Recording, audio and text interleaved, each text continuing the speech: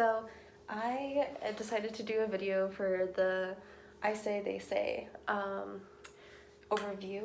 I went on to the I Say They Say website and found a blog that was titled "Women Don't Just Face a Payment Gap at Work, They're Also Punished Far More Than Men."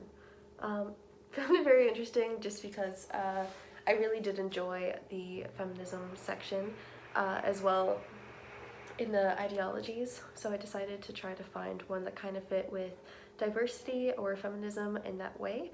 I do think I'm going to go down that direction for my final paper.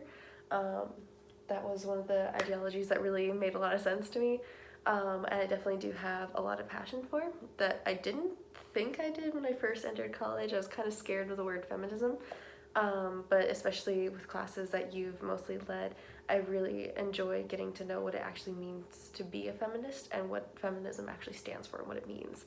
A brief overview of this article is definitely looking at, it has like all the statistics for equal pay, how women were being paid 3 months wages less for the same amount of time as men, and just like how, and like have like all of the different like math formulas of how that is added up over the year, like over a year, or over several years, like how much money they're actually being chipped out on, as well as there is a lot of diversity parts of this article as well. That it's 2 female authors, and one of them is actually a Black woman. She talks about how not only do women get punished more, but also women of color of different ethnicities and different race also get punished more. So already being a woman increases that chance, but also being a woman of color just greatly exploits that chance. That they kind of did a study over one organization, I think over the course of a year, and kind of just watched how the male counterparts punish their employees and how the female leaders punish their employees and what that would end up looking like. And they definitely found that the white males were harsher towards the women, and especially the women of color or other people of color, and more lenient towards other white males that would usually give them less harsh of a punishment or no punishment at all, where the woman, it was almost without hesitation, they would give that punishment to them. Sorry, I have a horrible cold. And then for the women counterparts that they watched as they did punishment were more fair. It was almost pretty equal across the board, regardless of gender and race. That the women leaders did judge fairly, and I do believe it is because they see the unfairness, and they try to make it as even as possible, where in some companies, I don't know if all of the white males actually see that there is this unfair system that is hurting these women and making their punishments more severe. Analyze. I think I already done that. Yeah. I really did feel like this was actually a great article to draw back on. It's actually a Time article from the Time magazine. Has some great sources. Very long, very well written. It has a lot of really great claims, a lot of good examples of how they actually found this information, how they tested this information, that it's not just women feel like they're being more oppressed, it's actually they have validity to their claim.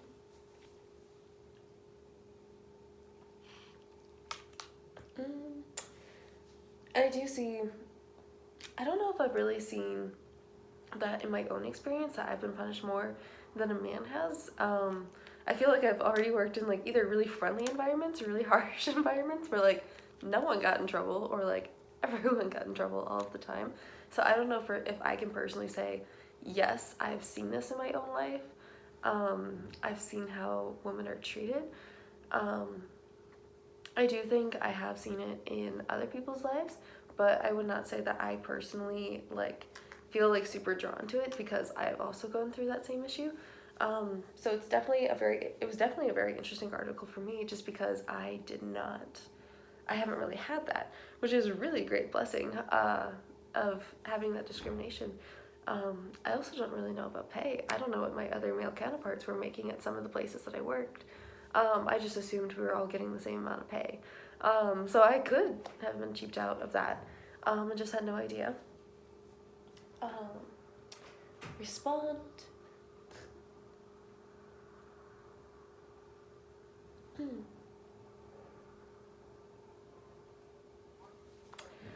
Yeah, I think like a platform for the audience to really understand, if I were to write a paper kind of along these lines, I would not only want testimonies of women, but testimonies of men too. I do understand that not all men are evil and trying to get back at women and trying to like be the dominating and trying to rule over them, that most of the time they don't even realize they have a lot of the privileges that they have just because that's all they've ever known. Where I mean, I feel like for a long time women didn't even really realize all of the struggles they were really going through and like all the unfairness until like it was getting out of hand and they realized how much they were put into this little box in the corner. That if I were to write an extensive paper on this and have some really great sources, I feel like I'd also want some really good interviews as well, into this issue and into this matter. I don't know if I would specifically do punishment, but there are a lot of different ways that feminism is trying to break back some of those like gender walls and stereotypes, as well as some unfairness that's still very apparent in our culture. And yeah, just trying to explain it in a very loving way, to others, that I feel a lot of the articles can be very abrasive, and just look at how men are just being horrible and evil and doing all of these things to women. Look at how they're just taking control of us.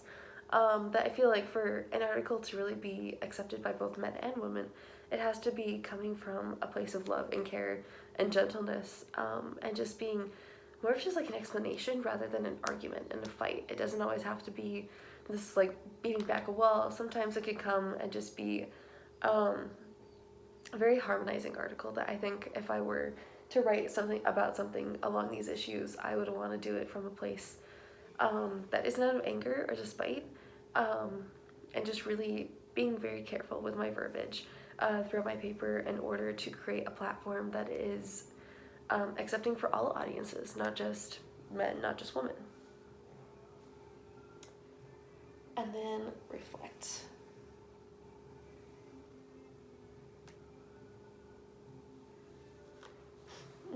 Yeah, I think especially since this article is written by two different women, you can really tell that that was something that was very collaborative.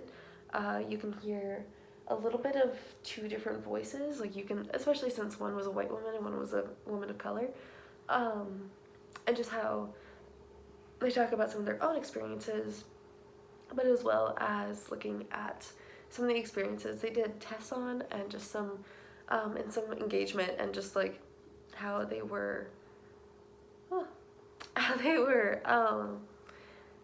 testing how these women felt in different environments, not just specifically their own. I felt like there was definitely some good conversation between the two of them throughout the whole article, just as they explained how they personally felt, but also how they know other women were feeling because of some of these issues.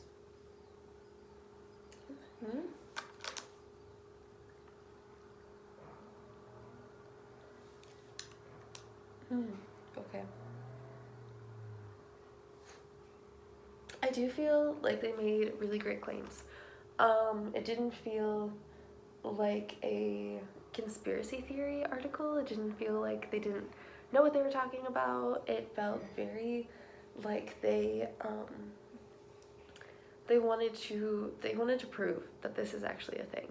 It wasn't just in a magazine as like a, oh, this is how women think they feel or how women think they're being treated in the workplace. And even though it's not true, that they actually have some tests that they did specifically and held for a long period of time in order to really get some good data, to really support their claim. That you can tell this is something that they were definitely passionate about, but they also wanted to do well. and really just took that time to collect all of their evidence that they needed, collect all of their data, organize it very neatly, and then present it in a way that is easy to read, easy to understand, and really gets their point across of, yes, there's an equal pay. We can see that so easily from paycheck to paycheck, and like looking at, well, his salary makes this much a year, her salary makes this much a year. It's the same exact position in every single way. It's just he's a man and she's a woman. But like how they're being treated and how they're being punished, that's not something that you can always measure unless you actually do take time and find that data. And they really do find that and explain it well.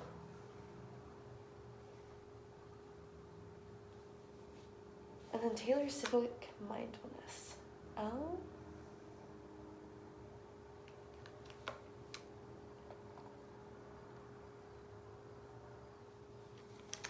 I don't think I see anything like this on, well, no, I don't think I see very much of this on Taylor's campus.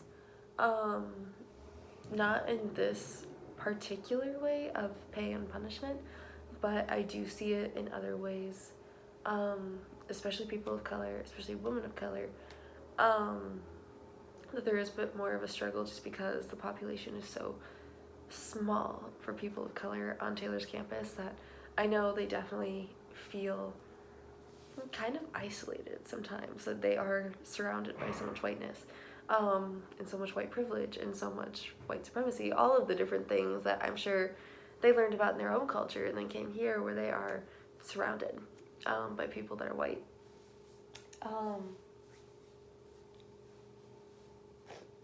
I think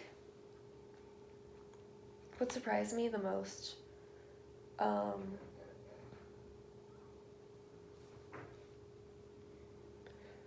was just like what some of the punishments ranged from. That some of them were pay cuts. That already didn't make a lot of sense if they're only making less. That felt very, very interesting. But also like the length of punishment. That if a man was punished, usually is for this amount of time. That throughout this article they said a lot of the women that they watched their punishment for were much longer, that they were punished for such a much longer period of time, that maybe a man screwed up in the workplace in some way and it was like, well, you've got 3 days to, I don't know, get your act back together. Maybe it's short in pay, maybe it's something else, but it was only for a short amount of time, where a lot of the women definitely had longer punishments, that it would last like a week or longer, which was also very interesting, that they felt that they had the need to be, that they needed to punish them for a longer period of time to really get the point across of what they did was not acceptable, was wrong throughout the company's values. That it doesn't matter what gender you are, it should be the same time of punishment, the same amount of time of punishment to get a point across. Because at that point, yeah, then it's very easy to see the discrimination if he's getting punished for 2 days because of something he did, and you did the same thing, you're getting punished for a week and a half. It's kind of conveying that you can't understand the reason behind why you're being punished, and you need to be punished longer just because of your gender, your skin color, That's not often true. We're all humans, we're all sinful, and we're all equal in that way, so we should be punished equally across the board. So it was something that really stood out to me of, I was surprised. I didn't really fully understand why. That was part of the case, that if they were punished more frequently, that still isn't fair, but at least we have something there, but getting punished more frequently and longer didn't really seem like the right measurement of punishment for both parties. But overall, it was really a fascinating article.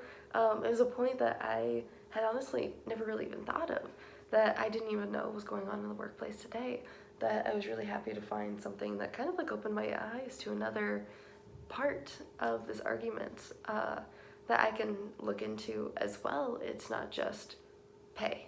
It's also, there are other areas where women are struggling. Even though it's not always seen in every single organization, it still happens. So I was intrigued by this article, and I feel like I definitely learned a lot by it. But that is my reflection. So thank you.